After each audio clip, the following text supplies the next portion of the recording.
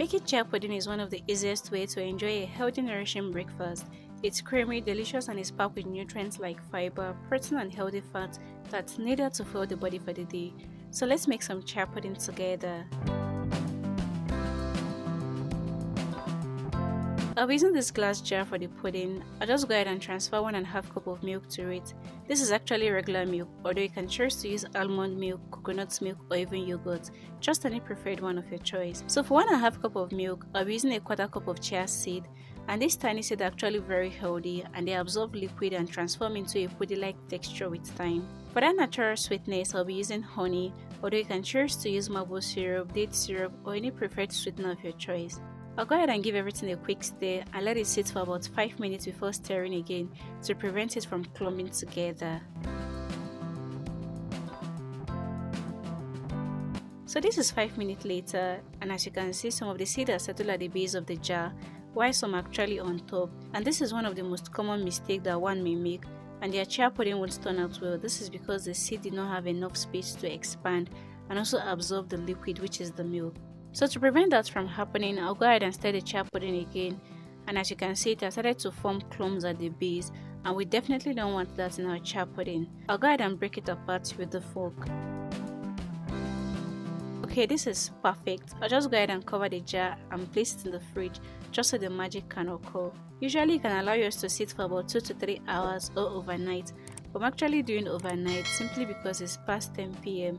and I would like to enjoy this as my breakfast tomorrow. Okay, it's morning already. Let's take a look at our chia pudding. It has absorbed all the whole milk and this looks pretty. So I'll go ahead and serve it in this cute glass. I actually got it as a gift in the product. Just take a look at the consistency of our chia pudding.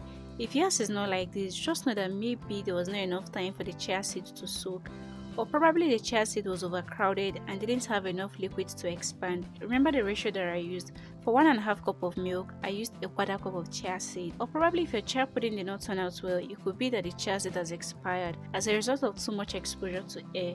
Usually chia seed can last up to 2 years if it's been stored in an airtight container and placed in a dark place, or probably in the fridge or freezer.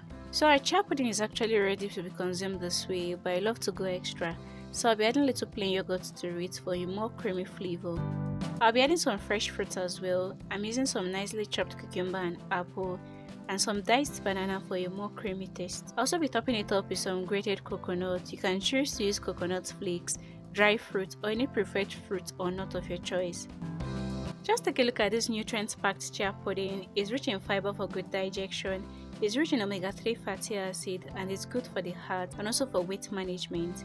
You can go ahead and stir your chia pudding at this moment and enjoy the fruity goodness in every scoop. Or you can go ahead and store it in the fridge and enjoy it at any time of the day. So what's stopping you from making chia pudding today? Let me know in the comment section. Thank you very much for watching. Please kindly subscribe to the channel if you haven't. Like, share, and leave me a comment in the comment section. See you next time with another amazing recipe. Until then, do remember to always eat healthy and stay healthy. Bye!